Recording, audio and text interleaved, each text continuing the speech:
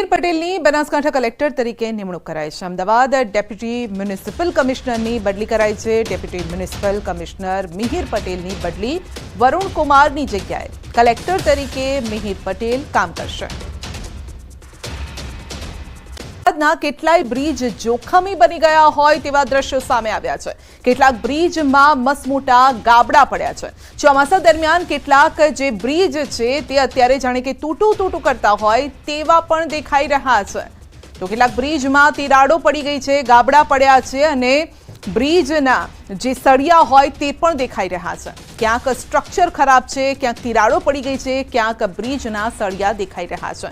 દયનીય હાલત છે અમદાવાદના બ્રિજની। અમદાવાદના સોલા બ્રિજના દ્રશ્યો પણ અમે બતાવી રહ્યા છે। તેજ રફતારથી જે ગાડીઓ સોલા બ્રિજથી નીકળે છે, પરંતુ જેવી થલતેજ તરફ પહોંચે છે ત્યાં જ અટકી જાય છે, કારણ કે ગાડીઓ અટકવાનું કારણ છે બ્રિજમાં પડેલા ભાગલા। બ્રિજ પર પડેલા બે ભાગ તંત્ર અને બ્રિજ બનાવનારની બેદરકારી છતી કરે છે।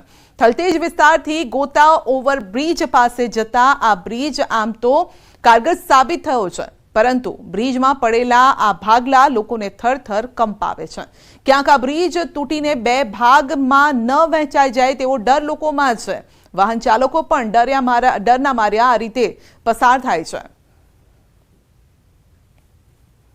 અમદાવાદ શહેરમાં નાગરિકોની સુખાકારી માટે ખાસ કરીને સોલા ઓવરબ્રિજને તૈયાર કરવામાં આવ્યો, જેને કારણે ટ્રાફિકની સમસ્યા તો હલ થઈ, પરંતુ આ જ ઓવરબ્રિજ અત્યારે જે હાલતમાં છે તે ખખડધજ હાલતમાં છે। આપ જોઈ રહ્યા છો જે બંને બ્રિજનો ભાગ છે તેમાં થીગડા મારવામાં આવ્યા છે। તેની પાછળનું કારણ એ છે કે બ્રિજ છે તેના બંને વચ્ચેનો જે ભાગ છે તે ક્યાંક ને ક્યાંક તૂટી ગયો છે। તેને કારણે ખાસ કરીને અહીંથી પસાર થતા વાહનો છે ત્યાં થીગડા પરથી પસાર થઈ રહ્યા છે। થીગડું પણ એ રીતે મારવામાં આવ્યું છે કે અહીં આપ જોઈ રહ્યા છો કે ક્યાંક ને ક્યાંક બ્રિજ તૂટેલી હાલતમાં હોય તેવું બિલકુલથી દ્રશ્યોમાં દેખાઈ રહ્યું છે। હાલની પરિસ્થિતિને લઈને ખાસ કરીને નાગરિકોની સુખાકારી માટે જે બ્રિજ બનાવવામાં આવ્યો તેમાં આ પરિસ્થિતિ અને બ્રિજમાં માત્ર 3 જ વર્ષની અંદર ખાસ કરીને આ પ્રકારે સ્પાન અલગ થઈ જવાની જે પ્રક્રિયા છે તેને કારણે ખાસ કરીને આ બ્રિજમાં પણ ભ્રષ્ટાચાર થયું હોય તેવું આ બ્રિજ છે તેની પરિસ્થિતિને કારણે જોવા મળી રહ્યું છે। જૂન મહિનાની અંદર વર્ષ 2021ની અંદર ખાસ કરીને આ બ્રિજનું લોકાર્પણ કરવામાં આવ્યું હતું। થલતેજ અંડરપાસથી લઈને ખાસ કરીને સોલા ઓવરબ્રિજ અને ગોતા તરફ જવા માટે આ બ્રિજ છે ખૂબ જ કારગત પણ સાબિત થયો, પરંતુ હાલની પરિસ્થિતિને જોતા બંને જે બ્રિજના ભાગ પડી ગયા છે ને બરોબર વચ્ચે થીગડું મારી દેવામાં આવ્યું છે, તે આખરે ભ્રષ્ટાચાર થયો છે કે કેમ તેની ચાડી થઈ રહ્યું છે, કારણ કે આ પ્રકારના થીગડાને કારણે અહીંથી પસાર થતા લોકો છે તેને પરેશાની બિલકુલથી થાય અને સવાલ પણ ઉઠે કે આખરે આ બ્રિજની કામગીરી કેવી છે અને આ બ્રિજ કેટલા સમય સુધી આગામી સમયમાં ટકશે। કેમેરામેન પંકજ મકવાણા સાથે દીપિકા કુમાર, ન્યૂઝ 18 ગુજરાતી, અમદાવાદ। તો આ સાથે સૌથી વિવાદાસ્પદ અને ચર્ચાસ્પદ એવો અમદાવાદનો હાટકેશ્વર બ્રિજ છે। ખોખલા બની ગયેલા બ્રિજ પર છેલ્લા 3 વર્ષથી વાહન વ્યવહાર બંધ છે, પરંતુ વાહન ન ચાલતા હોવા છતાં હાલમાં આ બ્રિજ બન્યો છે જોખમી। બ્રિજ પર મોટી સંખ્યામાં ગાબડા પડી ગયા છે અને ચોંકાવનારી વાત તો એ છે કે હાલમાં આ બ્રિજનો એક ભાગ થોડો નમી પણ ગયો છે, જેથી બ્રિજની બાજુમાંથી પસાર થતા વાહન ચાલકો પર મોટું જોખમ તોડાઈ રહ્યું છે। આ બ્રિજને લઈને એક વિડીયો પણ વાયરલ થઈ રહ્યો છે અને જેમાં આ બ્રિજ નીચેથી પસાર થતા લોકોને સાવચેત રહેવા જણાવાયું છે। બીજી તરફ આ બ્રિજને તોડવા માટેની કામગીરી પણ ટલ્લે ચડી હોય તેમ લાગી રહ્યું છે, કારણ કે બ્રિજને તોડીને બનાવવા માટે 4થી વખત ટેન્ડર બહાર પડાયું અને એ માત્ર એક જ પાર્ટીએ ભર્યું હતું। જો કે હાલમાં આ બ્રિજ ખોખલો બની જતા લોકોને ડર લાગી રહ્યો છે। અમદાવાદ મહાનગરપાલિકાના ભ્રષ્ટાચારનો ભોગ બનેલો હાટકેશ્વર બ્રિજ, આ બ્રિજ છે છેલ્લા 3 વર્ષથી વાહન વ્યવહાર માટે બંધ છે। અત્યારે આ બ્રિજની હાલત જુઓ તો અત્યારે આ બ્રિજ છે જે વાહન વ્યવહાર માટે ચાલુ હોવો જોઈએ છે, છેલ્લા 3 વર્ષથી બ્રિજ બંધ હાલતમાં છે। તેનું કારણ એ બન્યું છે કે જે પ્રકારે ભ્રષ્ટાચાર કરવામાં આવ્યો છે, પરંતુ નવી વાત એ છે કે આ જ બ્રિજ પર હવે ધીમે ધીમે ગાબડા પડવાની પણ શરૂઆત થઈ ચૂકી છે। સૌથી મહત્વની વાત એ છે કે હવે બ્રિજ એક બાજુથી નમી ગયો છે તેવો સોશિયલ મીડિયા પર પણ મેસેજ છે તે વાયરલ થયો છે।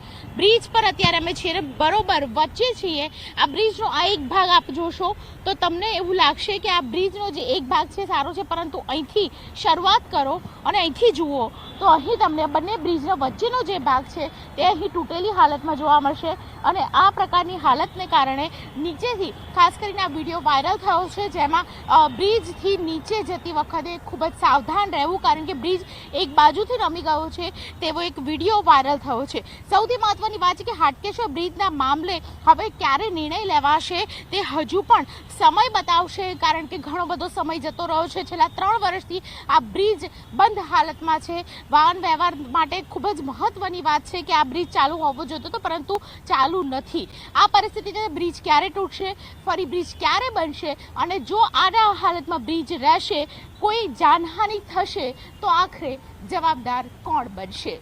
કેમેરામેન ખેંગાર રાઠોડ સાથે દીપિકા ખુમાર, ન્યૂઝ 18 ગુજરાતી, અમદાવાદ। જો કોઈ પણ વ્યક્તિ અમદાવાદમાં આવે અથવા તો અમદાવાદમાં રહેતું હશે તે અમદાવાદના હેલ્મેટ સર્કલથી અજાણ નહીં હોય, પરંતુ જાણીને ચોંકી જશો કે સર્કલ પાસે આવેલા બ્રિજની થઈ ગઈ છે દુર્દશા। હેલ્મેટ સર્કલ આમ તો પ્રાઇમ લોકેશન કહેવાય છે, પણ અહીં પણ બ્રિજના તૈયાર થયા બાદ સળિયા દેખાવાની શરૂઆત થઈ। બ્રિજની નીચે કેટલીક જગ્યાએ તિરાડો પણ જોવા મળે છે, કેટલાક સ્થળો પર બ્રિજનો આખો ભાગ તૂટી ગયો છે। અત્યારે હું અમદાવાદના હેલ્મેટ સર્કલ પાસે છું। હેલ્મેટ સર્કલ પર મારી પાછળ આપ જોઈ રહ્યા છો આ બ્રિજ છે તે બ્રિજમાં સળિયા દેખાવાની શરૂઆત થઈ ચૂકી છે। અમદાવાદ શહેરમાં અલગ અલગ બ્રિજોનું ઇન્સ્પેક્શન કરવામાં આવ્યું, તેમાંનો એક બ્રિજ એટલે અમદાવાદના હેલ્મેટ સર્કલ પર પાસે આવેલો આ બ્રિજ છે તેને આપ જોઈ રહ્યા છો।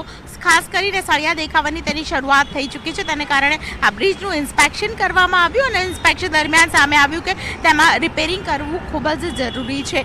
અમદાવાદ શહેરના અલગ અલગ બ્રિજ પર આ પ્રકારની સમસ્યા છે તે બિલકુલથી જોવા મળે છે, ચાહે તે શિવરજની બ્રિજ હોય કે પછી ઇસ્કોન બ્રિજ હોય કે પછી વાત હોય ખાસ કરીને શામલ બ્રિજની। આ પ્રકારની જે સમસ્યા છે તે શહેરની હવે સમસ્યા બની ચૂકી છે, કારણ કે ખાસ કરીને આવા પ્રકારના જે સળિયા દેખાય અને એમાં પણ આયુ મર્યાદા તેની વધારે કહેવામાં આવી હોય કે તે વધારે સમય સુધી ચાલશે, પરંતુ એવું થતું નથી। હાટકેશ્વર બ્રિજનો જે મુદ્દો ઉઠ્યો ત્યારબાદ અમદાવાદ શહેરના અનેક બ્રિજો છે તેનું એક ઇન્સ્પેક્શન કરવામાં આવ્યું અને તે અંતર્ગત આ પ્રકારની જે સમસ્યા છે તે સામે આવી છે। ત્યારે સવાલ એ થાય છે કે જ્યારે બ્રિજ બનાવવામાં આવ્યો તેની આયુ મર્યાદા નક્કી કરવામાં આવી તો પણ ખાસ કરીને આયુ મર્યાદા પૂરી ન થઈ હોય છતાં પણ આ પ્રકારનું જે સમારકામ કરવું પડે તેની આખરે જરૂરિયાત શું એ વખતે ભ્રષ્ટાચાર કરવામાં આવ્યો હતો કે બ્રિજને વારંવાર ખાસ કરીને રિપેરિંગ કરવામાં આવે તેની જરૂરિયાત ઊભી થાય છે। કેમેરામેન પંકજ મકવાણા સાથે દીપિકા કુમાર, ન્યૂઝ 18 ગુજરાતી, અમદાવાદ। તો આ તરફ અમદાવાદના ઉસ્માનપુરાના અંડરબ્રિજમાં પણ અત્યારે તેના પણ હાલ બેહાલ છે। ચોમાસા દરમિયાન અહીં ખાડા પડ્યા છે, પણ સાથોસાથ વાહનો પછડાય તેવી સ્થિતિ થઈ ગઈ છે। અંડરબ્રિજની અવદશા કેમેરામાં કેદ થઈ છે। અમદાવાદનો ઉસ્માનપુરા બ્રિજ કે જે ખાસ કરીને ખખડતા જ હાલતમાં જોવા મળી રહ્યો છે। આપ જોઈ રહ્યા છો એક તરફ બ્રિજ છે તેમાં તિરાડો છે તે પડી ગઈ છે અને તેનું ઇન્સ્પેક્શન થયું ત્યારે ખબર પડી કે આ પ્રકારની તિરાડો જો વધી જશે તો મુશ્કેલી સર્જાશે। અત્યારે પણ આપ જોઈ રહ્યા છો આપણે એક અવાજ આવતો હશે, એ અવાજ ખાસ કરીને જે સ્પાન છે તે સ્પાન ખુલી ગયા છે અને તેને કારણે બંને બાજુથી જે વાહનો પસાર થાય છે તે વાહનો જોરથી અહીં પછડાય છે અને તેને કારણે આ સ્પાન છે તે ખુલી ગયા છે। બંને તરફ ઉસ્માનપુરા બ્રિજની, બંને તરફ ઉસ્માનપુરા અંડરપાસની બંને તરફ આ પ્રકારની સમસ્યા છે તે જોવા મળી રહી છે, કારણ કે આ બાજુ તો સૌથી વધારે મુશ્કેલી છે, પરંતુ તેની સાથે સામેની બાજુ પણ સૌથી વધારે મુશ્કેલી છે તે જોવા મળી રહી છે। જે લોકો ત્યાંથી પસાર થાય તે લોકોને સૌથી વધારે ખરાબ અનુભવ થતો હોય છે। એમાં બી વરસાદી સમયની અંદર જ્યારે ઉસ્માનપુરા અંડરપાસ બંધ થઈ જતો હોય છે અને એમાં પણ આ પ્રકારની સમસ્યા જ્યારે સર્જાતી હોય છે ત્યારે લોકો વધારે મુસીબતનો સામનો કરતા જોવા મળી રહ્યા છે। એક તરફ બ્રિજ પણ આપ જોઈ રહ્યા છો તિરાડો પડી ગઈ હતી તેવી હાલતમાં છે અને બીજી તરફ આ પ્રકારના સ્પાન ખુલી જવાને કારણે લોકો જ્યારે વાહન લઈને અહીંથી પસાર થાય ત્યારે તેમને ડર લાગે છે કે અહીં જે પ્રકારે આ સ્પાન ખુલી ગયા છે તો તેને કારણે લોકો ખાસ કરીને પસાર થાય તો શું તેમનું વાહન અહીં નીચે પડી જશે કે કેમ, કારણ કે એ પ્રકારની સમસ્યા છે કે અમદાવાદના અંડરપાસમાં જોવા મળી છે અને તેને કારણે તંત્રએ આ વિશે વિચારવું ખૂબ જ જરૂરી છે। કેમેરામેન પંકજ મકવાણા સાથે દીપિકા કુમાર, ન્યૂઝ 18 ગુજરાતી, અમદાવાદ।